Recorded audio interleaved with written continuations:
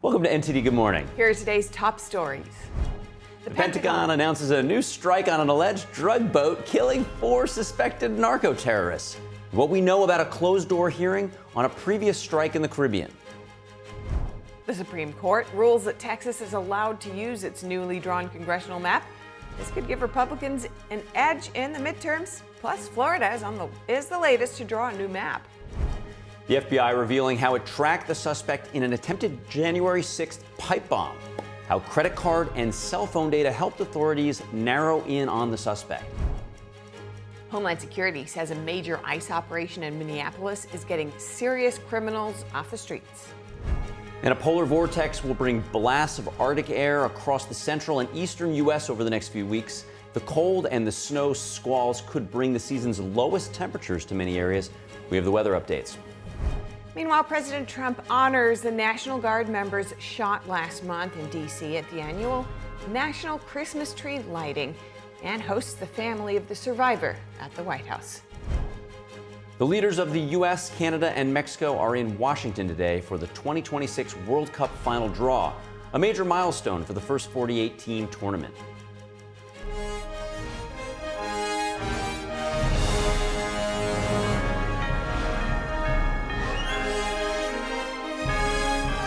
This is NTD Good Morning, live from our global headquarters in New York City. Here are Stephanie Cox and Carrie Dunst. Good morning. Thank you for joining us. Today's Friday, December 5th. You're watching NTD Good Morning. In today's top news, the Pentagon has announced a new lethal strike on an alleged drug trafficking boat in the Eastern Pacific. U.S. Southern Command says War Secretary Pete Hegseth ordered the mission, which resulted in the deaths of 4 suspected narco-terrorists.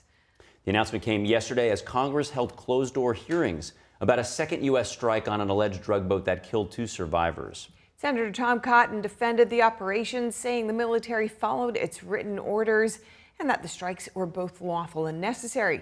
But Democratic lawmakers described the classified video of the strike as deeply troubling, saying the individuals killed appeared to be stranded and unable to flee. Pressure on the administration continues to grow as Congress investigates whether the Department of War acted lawfully during the September operation. Our Washington correspondent Luis Eduardo Martinez has the details. Admiral Bradley and the chairman of the Joint Chiefs of Staff did the right thing. Admiral Bradley defended the decisions taken, and Admiral Bradley has a storied career, and he has my respect, and he should have the respect of all of us. The chairman of the Joint Chiefs of Staff, General Dan Kane, and the commander of U.S. Special Operations, Admiral Frank Bradley, briefed lawmakers on a classified setting on the September 2nd drug boat strike that killed 11 narco-terrorists. Now, there's a whole set of contextual items that the Admiral explained. Yes, they were carrying drugs. The first strike, the second strike, and the third and the fourth strike on September 2nd were entirely lawful and needful, and they were exactly what we'd expect our military commanders to do. Top military officials in a classified setting briefed lawmakers on the nuances of their decision-making, including intelligence that survivors of the initial strike had contacted their drug operation to salvage the illegal drugs. The Admiral confirmed that there had not been a kill them all order, and that there was not an order to grant no quarter. Reporting from Washington, D.C., Luis Eduardo Martinez, NTD News. Thank you, Luis. And the nearly 5-year-old D.C. pipe bomb case sees new light. FBI agents arrest a Virginia man suspected of placing the bombs one day before the January 6th Capitol breach. NTD's David Lamb reports.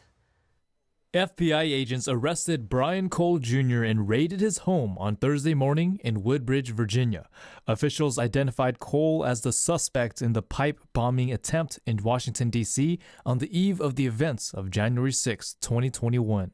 He's charged with transportation of an explosive device in interstate commerce and attempted destruction with explosive material. You're not going to walk into our capital city, put down 2 explosive devices, and walk off in the sunset. Not going to happen. We were going to track this person to the end of the earth.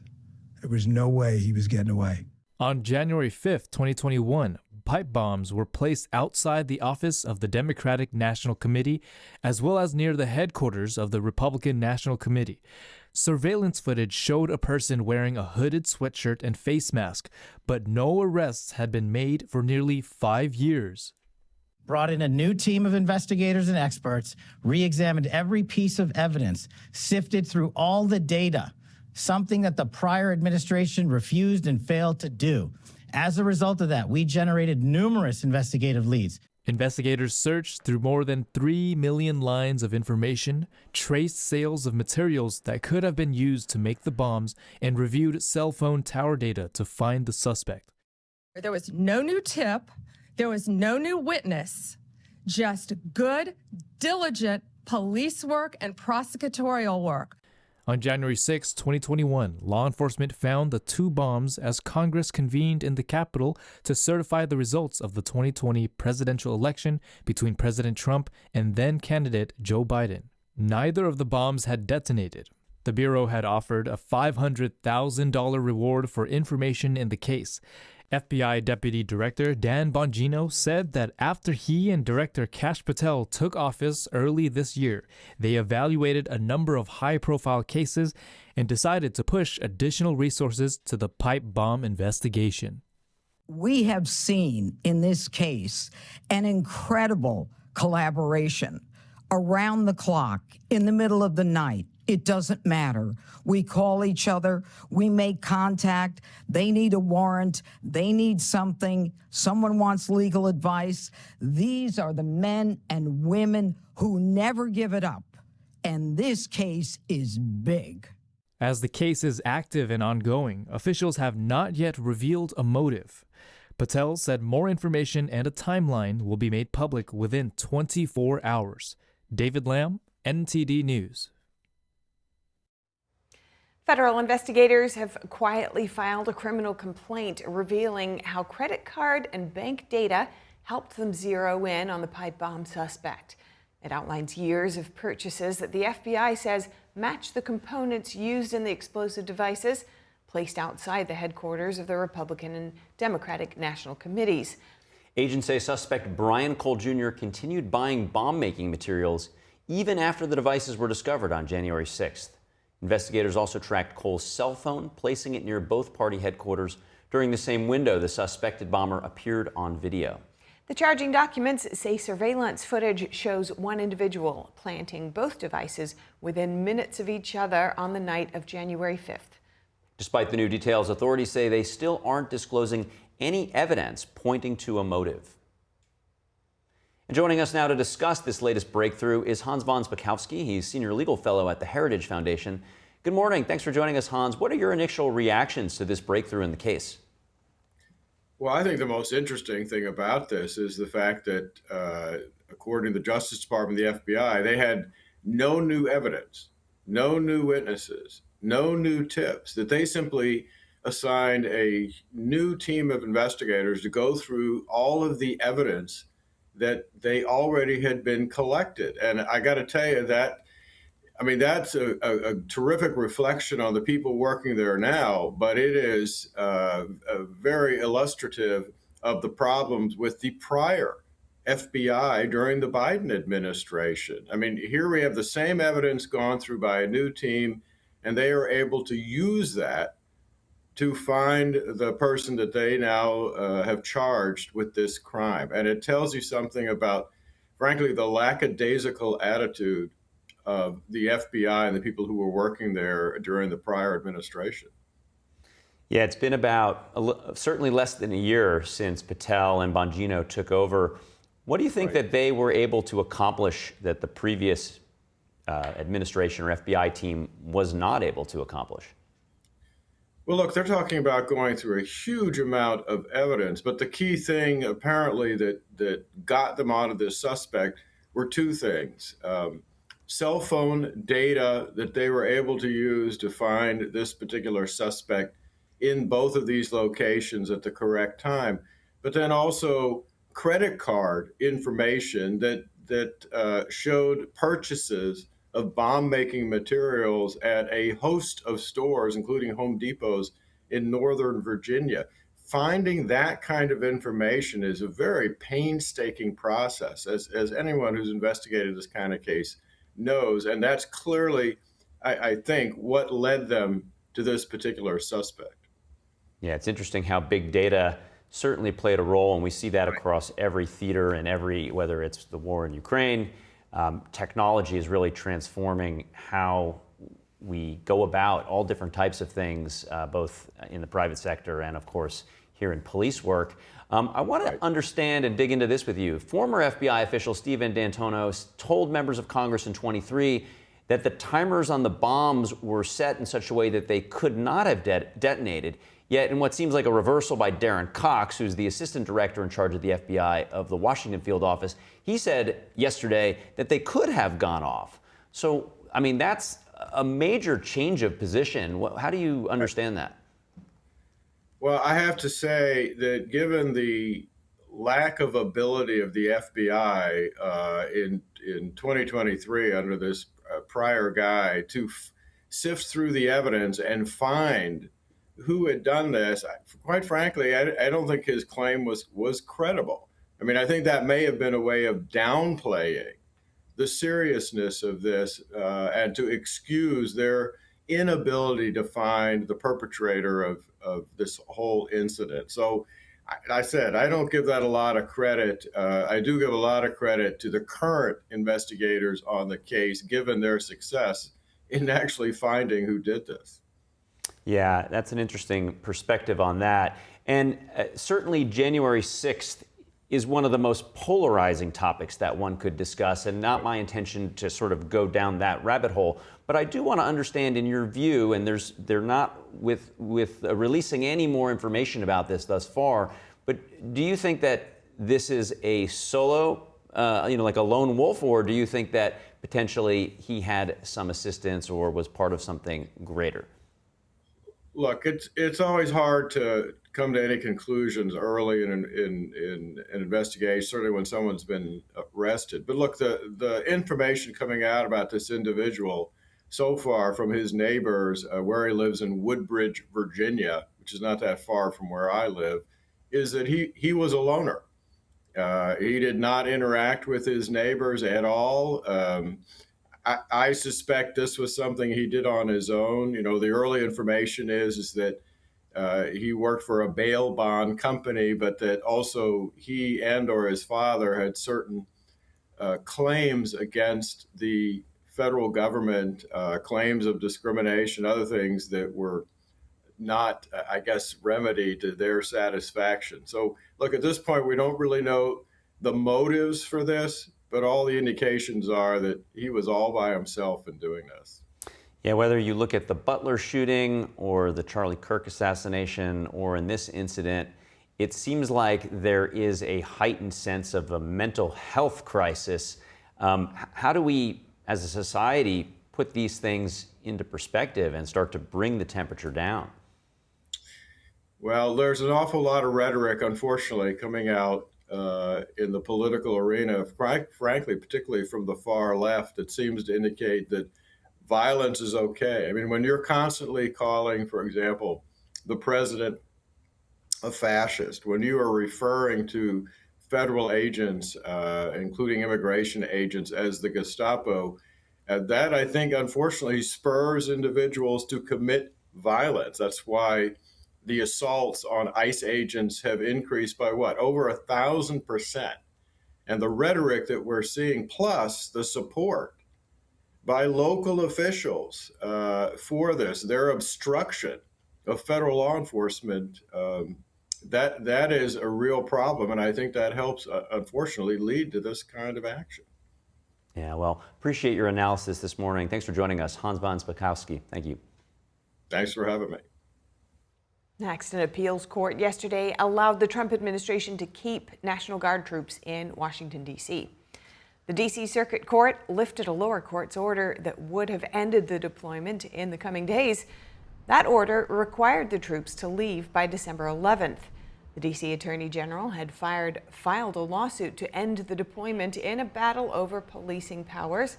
A district court judge had ruled on November 20th that the troop presence was likely unlawful. President Trump recently increased the number of Guard troops in D.C. by 500 after the November 26 shooting of those 2 young National Guard members. One of the 2 Guard members has since died from her injuries.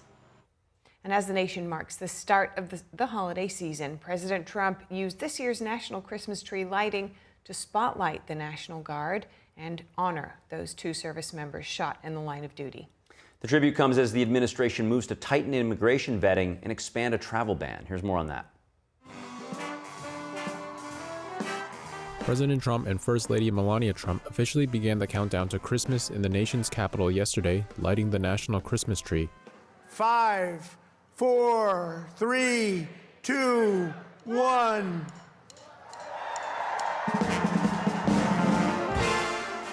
Trump used the opportunity to pay tribute to the National Guard, which he says has made D.C. a great place to live in. And thank you to the men and women of the United States military, including the brave heroes of our National Guard here in Washington, D.C., where we've set a record for lack of crime in 28 years. Trump also honored the 2 National Guard members who were shot last month. One of them, Sarah Beckstrom, died from her injuries. The other, Andrew Wolf, is in the hospital. Andrew is hopefully getting better. He got hit hard defending us, and I just want to pay my respects to them, 2 incredible people. Earlier that day, Trump met with the family of Andrew Wolf at the White House. In a post on X, Trump said Andrew is in the process of healing and called his family fantastic American patriots. Trump ordered all flags on public buildings to be flown at half-staff until sunset yesterday in honor of Sarah Beckstrom. Trump said he has invited her family to the White House as well. The suspect in the shooting, Afghan national Ramanullah Lakhanwal, is facing a first-degree murder charge. He made a virtual court appearance from his hospital bed earlier this week and pleaded not guilty. He's scheduled to appear for a preliminary hearing in January. The federal government, meanwhile, is tightening its vetting timeline for certain non-citizens working in the U.S., shortening work permits and increasing how often background checks take place. Immigration officials say this will ensure that those seeking to work in the United States do not threaten public safety or promote anti-American ideologies. Under the new rule, refugees and people granted asylum, among others, will undergo security checks 3 times more often than before. Homeland Security Secretary Kristi Noem also told Fox News Thursday the administration has expanded its travel ban to over 30 countries. I won't be specific on the number, but it's over 30. And the president is continuing to evaluate countries. Listen, if they don't have a stable government there, if they don't have a country that can sustain itself and tell us who those individuals are and help us vet them, why should we allow people from that country to come here to the United States? In June, Trump signed a proclamation banning citizens of 12 countries from entering the country and placed restrictions on 7 others. Soon after the D.C. shooting, Trump said he would permanently pause immigration from what he called third world countries. And President Trump facilitating the signing of a peace deal between the Congo and Rwanda, as well as agreements on critical minerals and national security. Washington correspondent Mari Otsu has more on that. Today we commit to stopping decades of violence and bloodshed and to begin a new era of harmony and cooperation between the Democratic Republic of the Congo.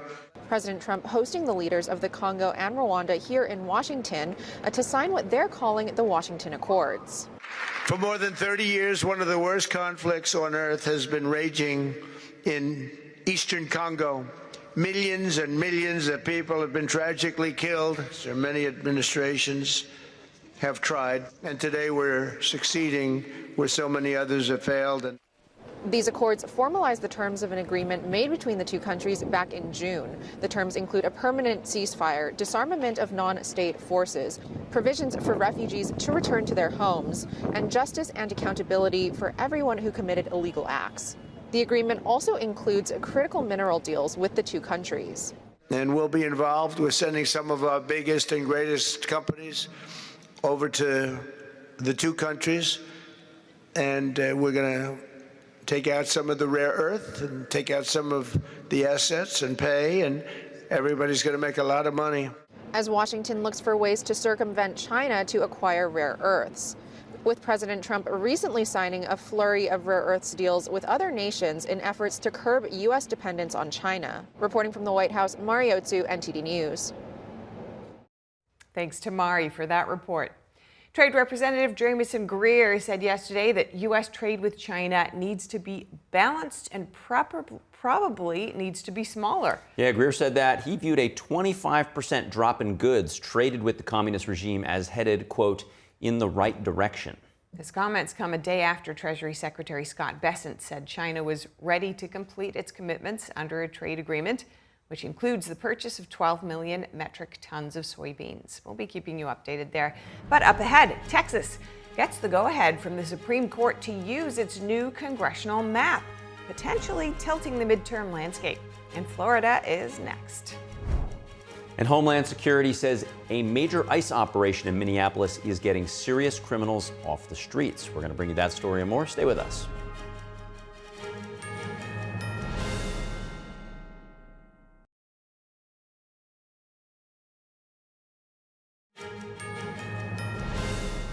Welcome back to NTD Good Morning. Republicans have a better chance to pick up 5 congressional seats in Texas during the midterms after the Supreme Court okayed the state's new map.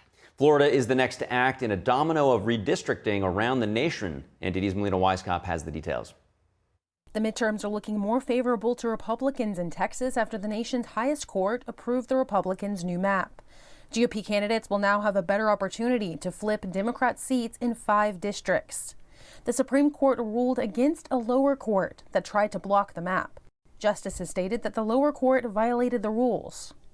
Effectively, the Supreme Court has indicated that states have free rein in situations like this, and that the 5 potential gains in Texas could be offset by the 5 potential gains in California after voters approved a new map favoring Democrats. Now another southern state is gearing up to draw a new map. Florida lawmakers met yesterday to start the process. Several other states are working through redistricting too, all in a chain reaction to what started in Texas. This is not going to be the last redistricting case brought to the Supreme Court. Other states will be challenged too. Meanwhile, the Supreme Court is still weighing a major Voting Rights Act case. The ruling could cause further shakeups to the nationwide battle for control of Congress. Reporting from Washington, D.C., Melina Weisskopf, NTD News. Homeland Security has announced a string of arrests made in an immigration enforcement operation in Minneapolis.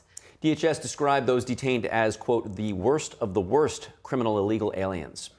The department says the ICE operation Metro Surge has been underway in Minneapolis since Monday. Many of those arrested are Somalian nationals. President Trump recently said he wanted illegal immigrants from the country deported amid a massive welfare fraud scandal. DHS says one arrest was a criminal illegal alien from Somalia who is a member of one of the largest street and prison gangs. Another alleged criminal had a conviction for sexual conduct with a minor.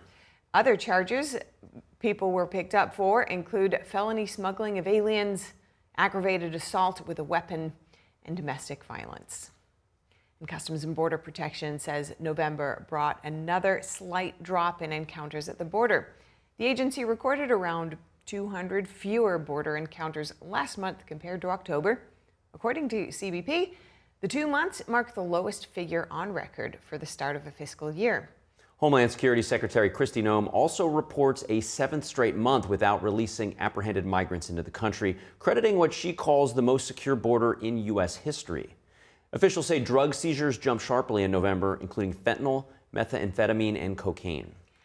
Meanwhile, the Justice Department is directing federal agents to intensify investigations into Antifa and other extremist groups, according to an internal memo reviewed by Reuters. The internal memo from Attorney General Pam Bondi instructs prosecutors to prioritize domestic terrorism cases, including potential tax-related offenses involving extremist groups. The move follows President Trump's earlier order labeling Antifa a terrorist organization after the killing of Turning Point USA founder Charlie Kirk. Bondi's memo accuses Antifa of using violence to advance their social agendas. She also ordered federal law enforcement agencies to scour their files for any intelligence they may have on Antifa groups and provide it to investigators.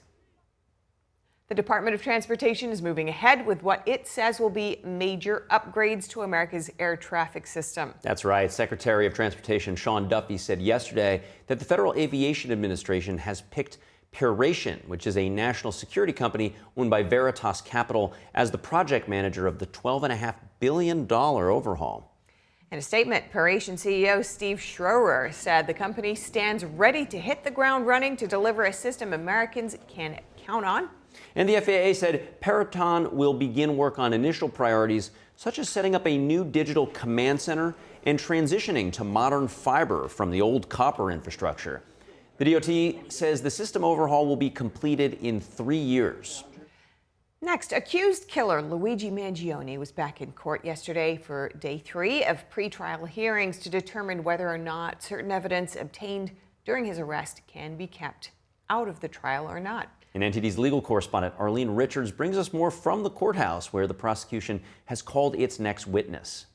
Luigi Mangione was in the courtroom on Thursday for the 3rd day of pretrial hearings over whether or not certain evidence should be kept out of the case. Officer Tyler Fry was on the stand. He was one of 2 officers who arrived at the McDonald's where Luigi Mangione was eventually arrested.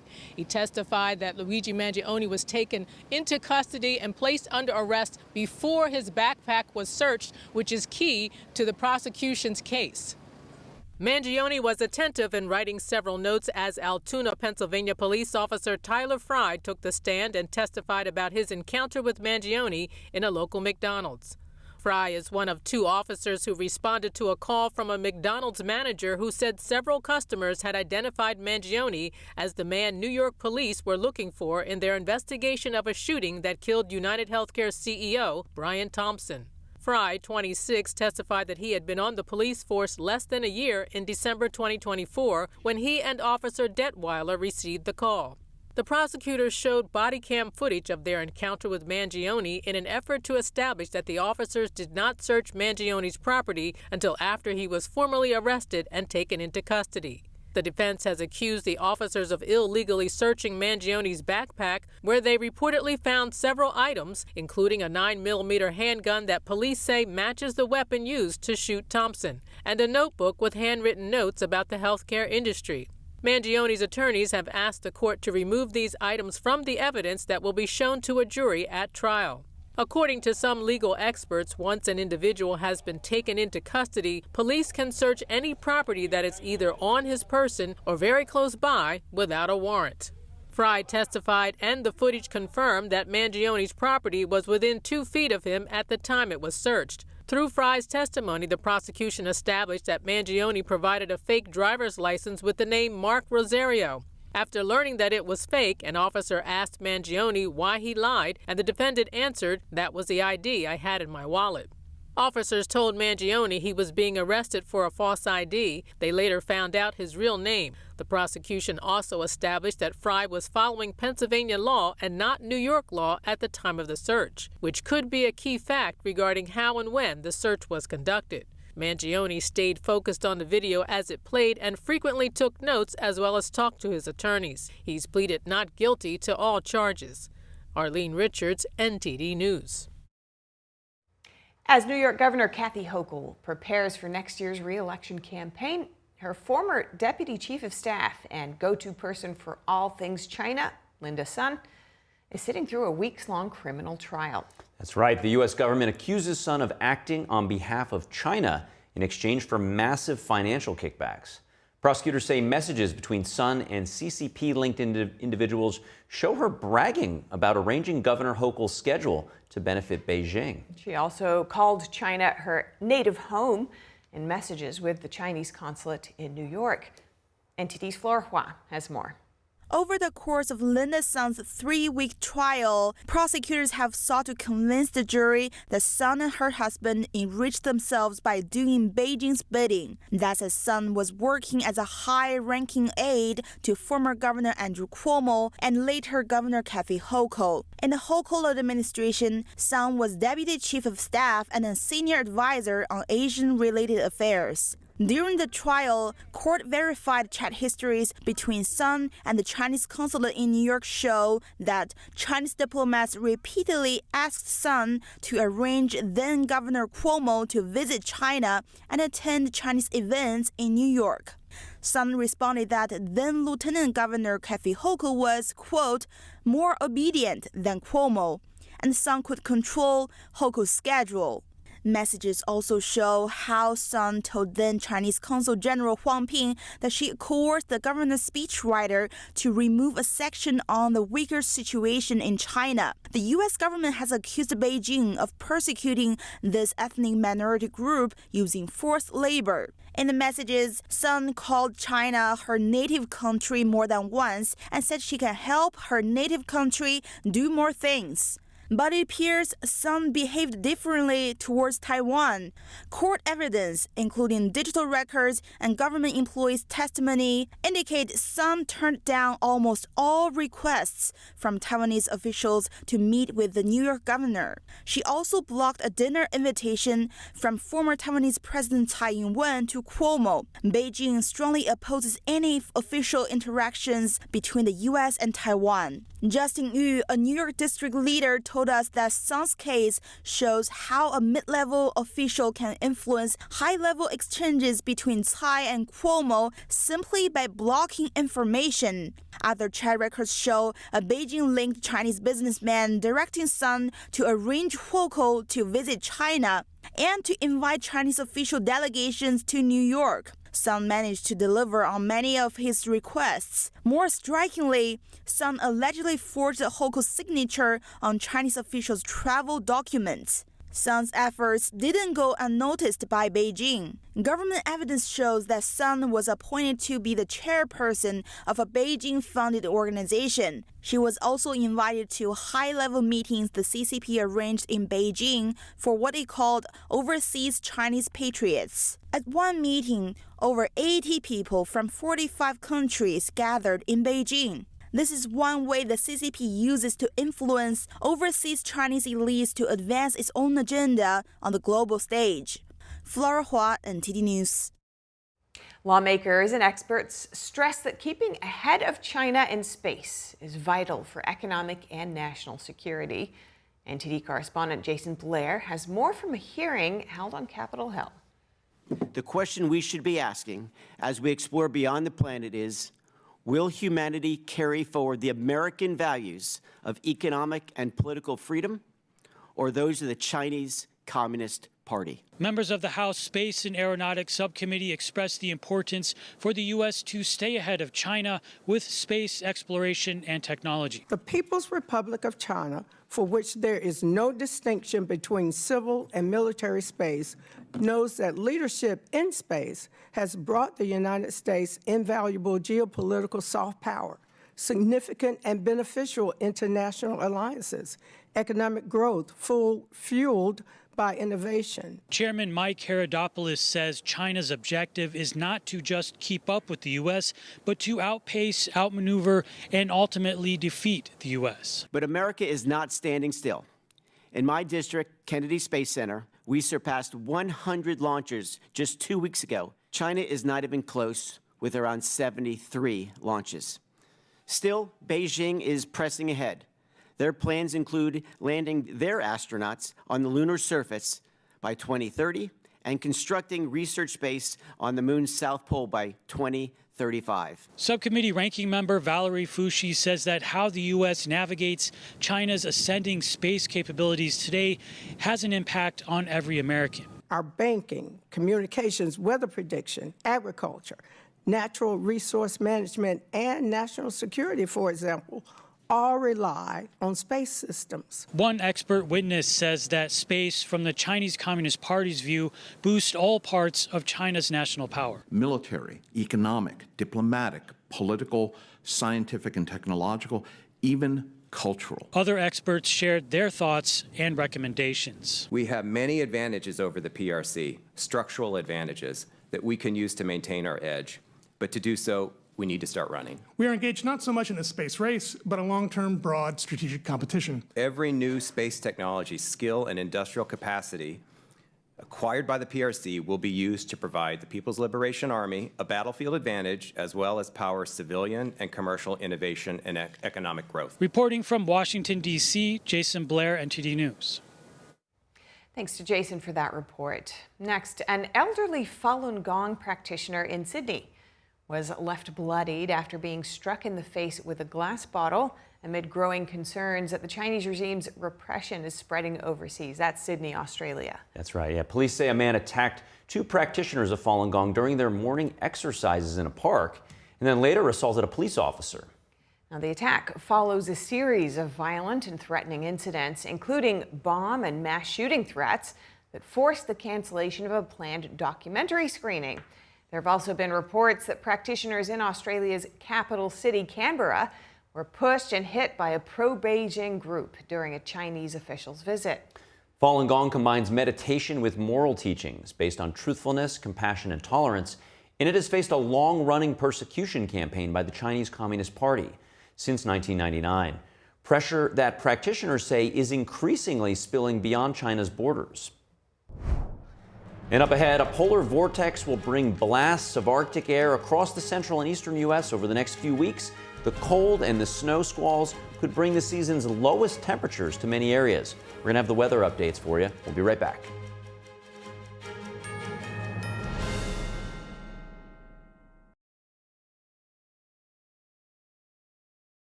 Welcome back to NTD Good Morning. I'm Carrie Dunst. If you're just joining us now, here are some of today's top headlines. The Pentagon says U.S. forces have carried out another strike on an alleged drug trafficking boat in the Eastern Pacific, killing 4 suspected narco-terrorists. The announcement came as Congress reviewed a previous operation that killed 2 survivors from an earlier strike. Top Senate Republican Tom Cotton defended the operation, while Democrats called the classified footage troubling. And Homeland Security says an ICE operation in Minneapolis has led to multiple arrests of what the agency calls, quote, the worst of the worst criminal illegal immigrants. The Metro Surge operation began on Monday, and many of those arrested are Somali nationals, with cases ranging from gang affiliations to sexual conduct convictions and felony smuggling. Other charges include aggravated assault and domestic violence. And federal investigators have filed a criminal complaint showing how credit card and bank data helped identify the suspected January 6th pipe bomber. They say the suspect bought the components matching the explosives that were found outside of both the RNC and the DNC. Cell phone data reportedly placed him near both sites, and surveillance video shows one person planting both devices. And the midterms are looking more favorable now to Republicans in Texas after the Supreme Court approved the Republicans' new map. GOP candidates will now have a better opportunity to flip Democrat seats in 5 Texas districts, though the 5 potential gains in Texas could be offset by 5 potential gains over in California. After voters approved a new map last month that favors Democrats, now Florida is the latest to jump in with a string of states that are also working to redraw their congressional lines. Those are this morning's top headlines. Steph, with that, over to you. Thank you, Carrie. A shifting polar vortex will bring several blasts of Arctic air to the central and eastern U.S. through the middle of the month. Each cold wave could bring accumulating snow to affected areas. NTD's Christina Corona reports on some of the locations expected to be hit the hardest.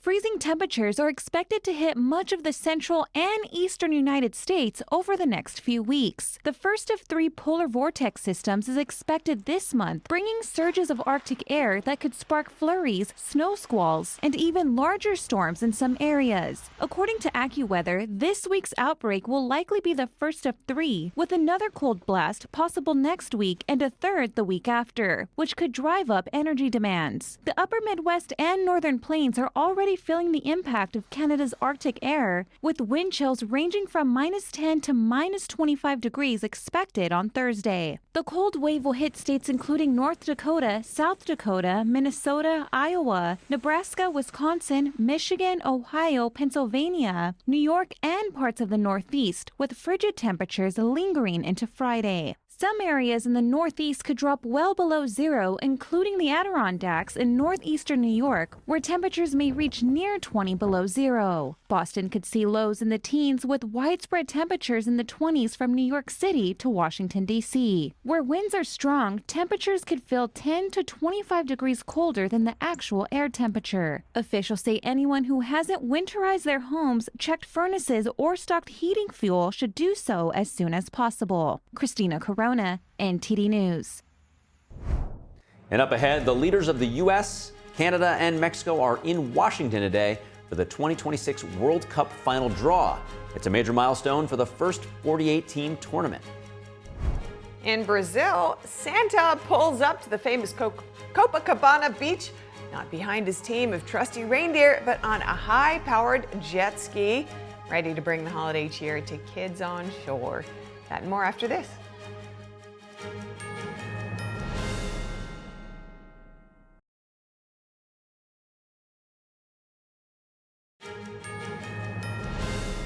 Welcome back to NTD Good Morning. The leaders of the three nations hosting the 2026 FIFA World Cup, Canada, Mexico, and the U.S., are set to meet in Washington, D.C. today for the tournament's final draw. And NTD's Daniel Monahan has more on the event that will be held at the JFK Center for the Performing Arts. President Trump, Mexico's President Claudia Sheinbaum, and Canada's Prime Minister Mark Carney have all confirmed they'll attend the final draw. The draw will reveal the makeup of the 12 groups of 4 teams in what will be the first 48-team World Cup, marking a major milestone for the sport. The FIFA World Trophy has arrived in Washington, D.C., touring some of the United States Capitol's most iconic sites ahead of the much-anticipated final draw. Former England football team captain and host of FIFA World Cup draw ceremony Rio Ferdinand called the draw a huge moment. As a fan, I sit there and watch these events all the time because I want to see where my country is going to be placed through this first game. A stellar lineup of draw assistants, Tom Brady, Wayne Gretzky, Aaron Judge, and Shaquille O'Neal will join the proceedings. Special guest Eli Manning is the event's red carpet host. Major League Soccer Commissioner Don Garber said the arrival of elite players such as Lionel Messi has helped the sport cement its place in a crowded U.S. market. Now, soccer is the second favorite sport to watch here in the United States among people under the age of 40, behind only American football. Among the teams making their World Cup bows are Cape Verde, Uzbekistan, Jordan, and Curaçao, the smallest country ever to participate with a population of only 150,000. FIFA is weighing the introduction of new refereeing technologies, including a referee body camera system, where you could really feel you're part of it and you can really see what the referee saw in that special moment. As the World Cup draws near, anticipation is building among fans. I'm excited, but by the same token, I don't know if I'll make it to a match or not. It's kind of expensive. Yeah, so I've been watching soccer since I was a kid with my dad, and now I've been watching soccer. My husband plays soccer here in America. It is the winner's trophy. President Trump praised FIFA President Gianni Infantino yesterday. Congratulations, you've done a fantastic job. A great leader in sports and a great gentleman. Thank you very much, Johnny. Transportation Secretary Sean Duffy says he expects travel to be seamless for the World Cup this summer. But almost more important than that, as our fans go to the games, we need to make sure that we have enough beer and hot dogs. And it's our motor carriers that make sure that we are well stocked with all of the accoutrements for an enjoyable game.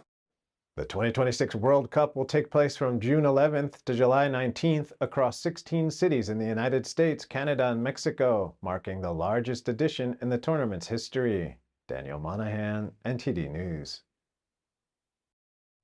You know, it's so exciting. This summer, there's a lot to look forward to. You've got the America 250th July 4th coming up, and then, of course, North America hosting the World Cup. I did a little data analysis, and apparently it's 5 times bigger a global event than the Super Bowl. So it dwarfs anything by comparison. Oh, that is large, and so it's cool to see all those American football players like Peyton Manning, Tom Brady, and then basketball Shaq, all helping to kick off all the fun today in D.C. Sure is, but you know, there's a lot of fun in this holiday season all around the world, including South America.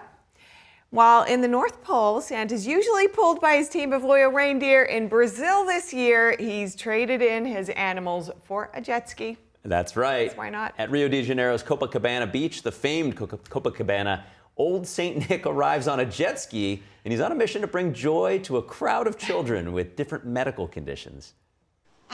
We have children undergoing cancer treatment, children with neurological problems, autistic children, and we embrace all these children, and they don't see any difference. On this day, there is no difference. They play all day long as equals. I loved it. For us, it's a way to get out of our routine, for her to play and interact. Because I live in a poor community, there's not much to do there. And where there's an opportunity like this, I don't let it pass. Isadora loves it. The event was organized by the city's firefighters and local nonprofits who help give gifts and spread the festive cheer to dozens of children.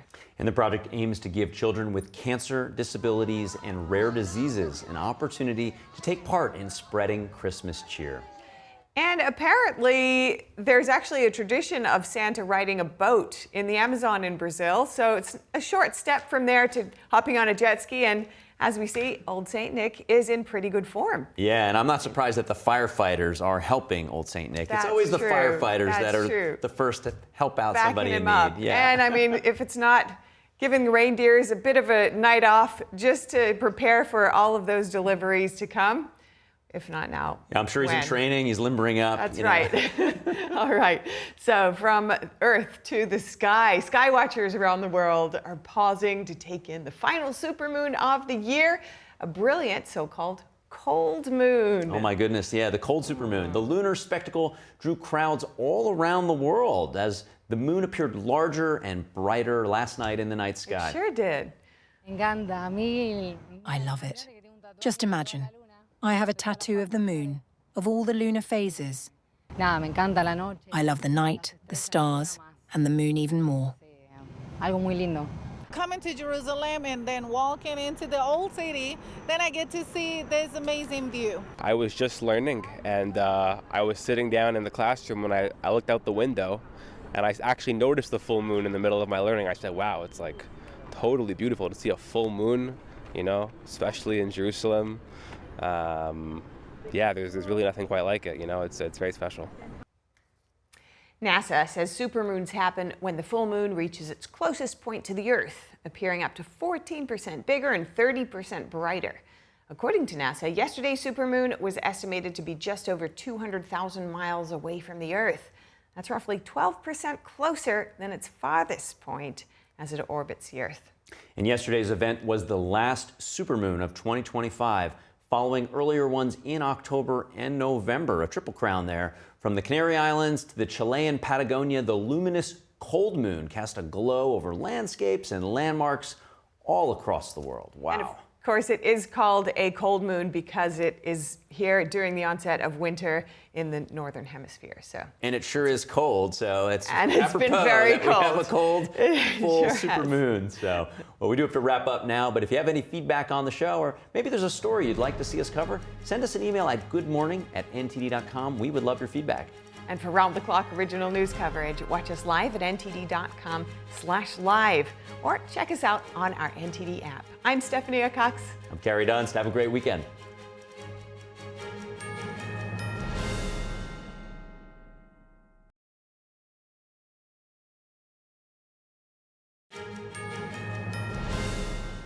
Welcome back to NTD Good Morning. Today we are learning all about the art of gift wrapping. That's right. We're joined in studio by Stacy Nakan. Thank you so much for coming. Good morning. Good to see you again. Good morning, Stacy. So excited for this segment. And I know you're an expert in all things faith and hospitality. And this really comes through, of course, in gift wrapping for Christmas. I'm so excited to learn about. You're going to show us how to wrap a box, a bottle, which we all need to know, and how to really make those beautiful finishing touches so that it really sings when you give it to your receiver. And just a warning, I'm terrible at all the artsy things, so go easy on me when we get into it. Well, what's great about gift wrapping is that whether you're an expert or you're just beginning or you're a child, anybody can do it. So I'm going to show you some tips and tricks today. And the first thing that's very important if you are doing gift wrap, there's always a bag, and that's what I recommend. If you're not so comfortable, just have that gift wrapping station, have your things already prepared, and you want to have, your tape, your ribbon, your scissors, have everything just in case you're in a rush and it's last minute. You can go to that gift wrap station, everything's there, you can grab and go. So we're going to start. Especially for parents who are like waiting for the kids to hit the pillow, and then, they want to make sure all is quiet before they get involved, right? Time always slips. Covert operations. Yes, time always slips away. All right, so we are going to take all of our stuff off. All right. And we've already pre-cut these just to make it a little easier. But just to be sure, I like to say measure twice and cut once. So let's go ahead and make sure. Sage wisdom. Apply that to many areas of your life, right? That's right. Okay. All right, so make sure that your box is going to fit both ways. All right. Flip it around. Okay. Oh, flip it around. Okay. Yeah, because we want the seam at the bottom. Oh, wow. That's right there. That like brought the professionalism up significantly. It's upside down when I'm doing it. Okay. All right, and I like to use double stick tape just because it's a cleaner look. So neat. Yes. But that's an elevated version, pro version, so no pressure. Supplies. So grab you a piece Oh, of that tape. is double-sided. Look at that. Yes. Okay. Pro tip right there. Double-sided tape, folks. Okay, so we've got the bottom, All right. and then we're just gonna wrap everything from underneath, and then we'll flip it over at the very end. Okay. All right, so, now once you do that, take the corners, the ends, sorry. Okay, take the ends. You could do it either way. There's really no right or wrong. Oh, okay. I'm already making So I like to, like that. smush okay. it in. Smush it in from the side. Okay. And then make your tight corners. Right. Mm-hmm. Okay, and then you want to have that really flat, straight edge. So take your fingers, you can take scissors. Get it nice and flat. That's the key. That's where my professionalism lacks, right? That's what's gonna make your neat corners. Okay. And then just, all right. And so we're going back to our double stick tape. Yep. Again, don't overthink it. Nobody's judging your gift wrap. And then I like to put the double stick tape on both sides of the triangle. Okay. That way it's not just one little piece, but you're having it stick all the way around. And in case one little side I'm totally not doing it the right way here. All right, come on, Carrie. We're believing in you. All right, here we go. I'm going to do it the right way this time. I'll do the other one. Here we go. Okay, so do two pieces. I'm going to do the other side the right way. Did you get your tape? Me too. Got it. Okay, you got your tape? Okay. And I feel like I'm a parent, who has to do it quickly and get through it because, you don't want to be found out when you're doing your midnight covert operation of wrapping. Okay, so we got to do this quick, because the clock's always ticking and we always have an event to run off to. All right. All right, so we've got our gift wrap, and then now we're going to take our bows, and I like to use more than one ribbon just because I think it makes it a little more special. More festive. Yeah, and hospitality, you have to remember, it's always about people. It's not about performance. It's not about the present. It's about your presence over presents. Oh, I love that. Showing your care. Yes. Okay. Your presence over your presence. Love it. Okay. All right, so take two ribbons, and I like to think about texture. So this one's a solid.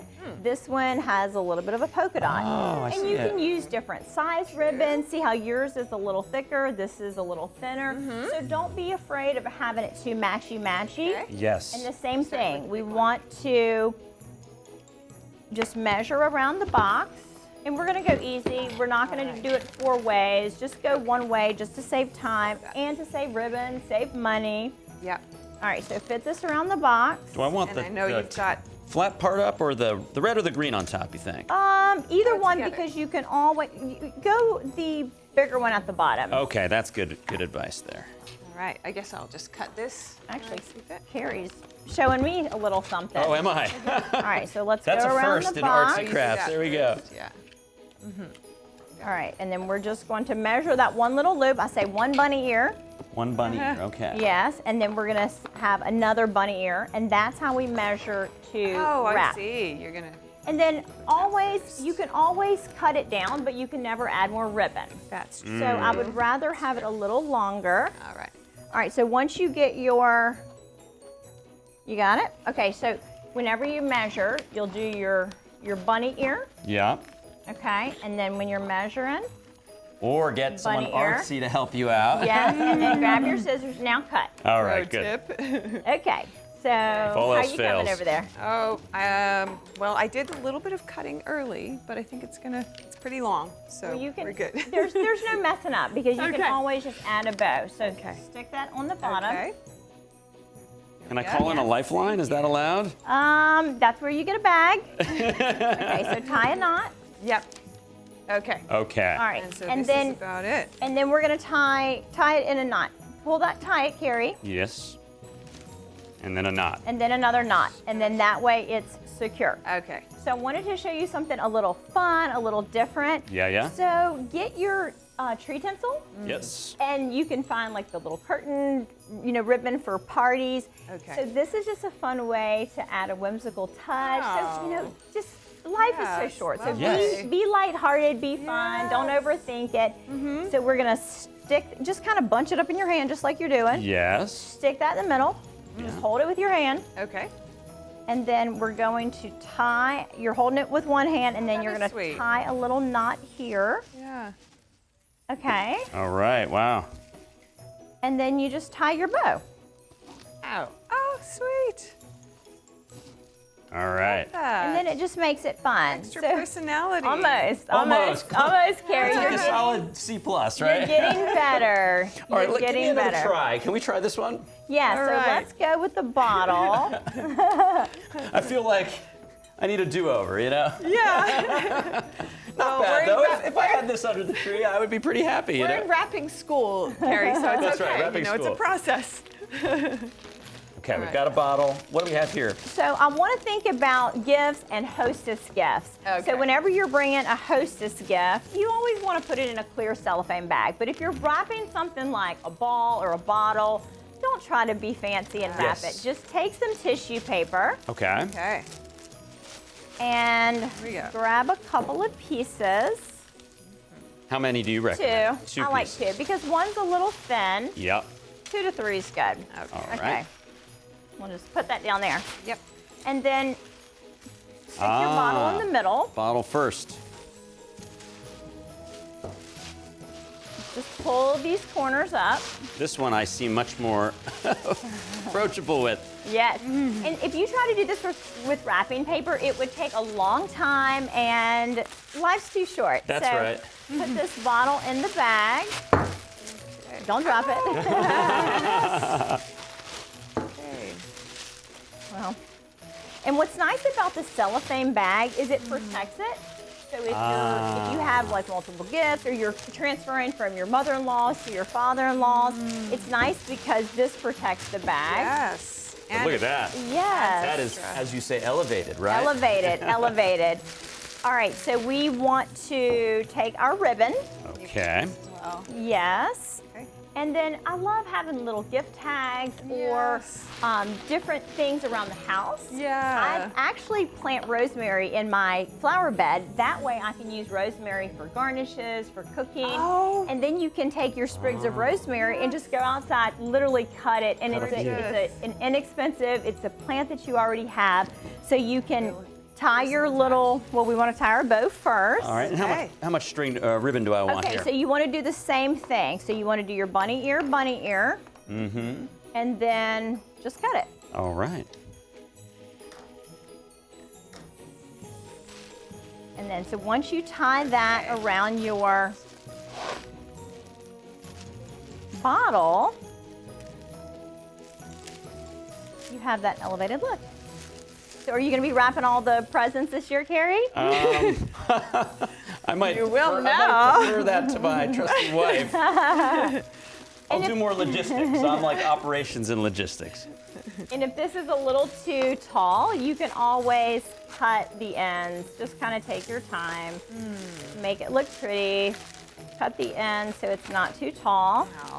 I think I'd be pretty happy to get this. That's pretty, Not yes. bad. It's not quite what yours is, but it serves the job.